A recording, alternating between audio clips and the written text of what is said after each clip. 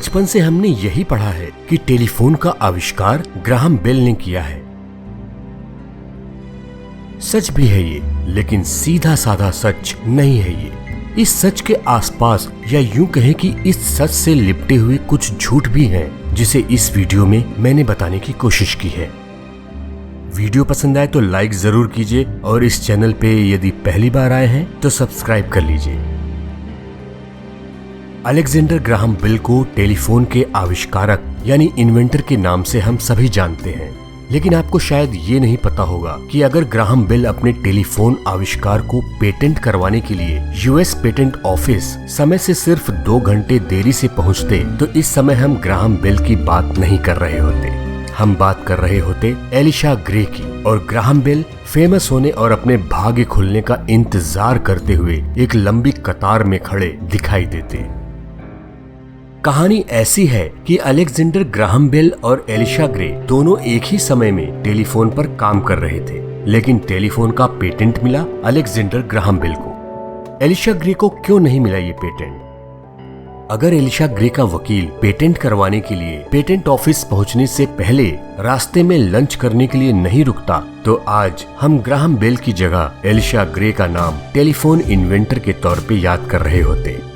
Elisha grey ने ये साबित करने के लिए एक लंबी कानूनी लड़ाई लड़ी थी, जिससे ये साबित हो सके कि टेलीफोन का आविष्कार वास्तव में उन्होंने किया था, न कि ग्राहम बेल ने। एलिशा ग्रे का जन्म 2 अगस्त 1835 में बार्न्सविले, ओहियो, अमेरिका में हुआ था। एलिशा ग्रे एक इलेक्ट्रिकल इंजीनियर थे और उनको टेलीफोन प्रोटोटाइप बनाने के लिए जाना जाता है। ग्रे ने बहुत सारे टेलीग्राफिक उपकरणों का आविष्कार किया था। एलिशा ग्रे ने किसी एक ही आविष्कार पर अपना ध्यान केंद्रित नहीं किया था। उनकी रुचि बहुत सी चीजों में थी और उन्होंने ऑप्टिकल टेलीकम्युनिकेशंस, हाइड्रोफोइल्स और यहाँ तक कि एरोनॉटिक्स के क्षेत्रों में बहुत सारे आविष्कार किए। एलिशा ग्रे और अलेक्जेंडर ग्राहम बेल दोनों ने टेलीफोन का आविष्कार अलग अलग किया था, या फिर किसी एक ने दूसरे के आविष्कार को चोरी किया था या फिर कॉपी की थी। इस बात पे बहुत बड़ी कंट्रोवर्सी हुई कि आखिर टेलीफोन की खोज के लिए कौन क्रेडिट का हकदार है। 14 फरवरी 1876 के दिन जब ग्राहम बेल ने टेलीफोन के पेटेंट के लिए आवेदन किया था, एलिशा ग्रे ने उस आवेदन को चैलेंज किया था। उनका कहना था कि मैंने टेलीफोन का आविष्कार पहले किया है और ग्राहम बेल ने उसकी कॉपी की है। पेटेंट के एग्जामिनर ने भी देखा कि बेल ने ग्रे के आविष्कार से मिलता जुलता आविष्कार किया है और उन्होंने बेल के एप्लीकेशन को 3 महीने के लिए सस्पेंड कर दिया था। बेल के एप्लीकेशन को सस्पेंड करने की कुछ वजह भी थी।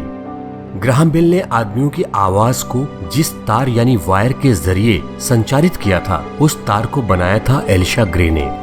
एलिशा ग्रे का कहना था कि ग्राहम बेल ने उनका आइडिया चुराया था और बेल ने जिस रिसीवर का इस्तेमाल किया था उसे भी एलिशा ग्रे ने ही बनाया था और साथ ही साथ उसको कई महीने पहले पब्लिक के सामने पेश भी किया था। ग्रे का कहना था कि उन्होंने ह्यूमन वॉइस को ट्रांसमिट करने का तरीका बेल के पहले ही ढूंढ लिया था, लेकिन इस बात को उन्होंने किसी से बताया नहीं था क्योंकि वो अपने आविष्कार को पहले पूरा कर लेना चाहते थे और फिर पब्लिक के सामने लाना चाहते थे। हालांकि ग्रे ने ये माना था कि उनका पेटेंट एप्लीकेशन ग्राहम बेल के 2-3 घंटों के बाद पहुंचा था।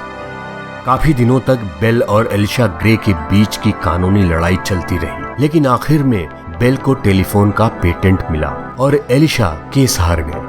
इसके पीछे पेटेंट ऑफिस का कहना था कि किसी आविष्कार के लिए उसके वास्तविक आविष्कारक को पेटेंट देना कभी कभी मुश्किल हो जाता है, लेकिन अक्सर पेटेंट उसी को मिलता है जिसने सबसे पहले अच्छा और लोगों के काम आने वाले आविष्कार को किया हो, और भले ही उसका वास्तविक आविष्कारक कोई और हो। यही बात हुई ग्राहम बेल के साथ, क्योंकि उन्होंने लोगों के काम आने वाला एक आविष्कार किया था, जबकि एलिशा ग्रे ने उससे जुड़े हुए बहुत सारे उपकरणों का आविष्कार किया था, लेकिन पूरी तरह से उस उपकरण का आविष्कार पूरा नहीं किया था जो लोगों के काम आ सके और जिसको हम टेलीफोन के नाम से जानते हैं। कुल मिलाकर बात यह है कि बेशक अलेक्जेंडर ग्राहम बेल टेलीफोन के पिता हैं, आखिर यह उनका डिजाइन था जो पहले पेटेंट था, लेकिन वो ऐसे पहले आदमी नहीं थे जिनके अंदर टेलीफोन के आविष्कार का विचार आया था। इस वीडियो को देखने के लिए धन्यवाद और मिलते हैं जल्दी ही एक नए वीडियो के साथ।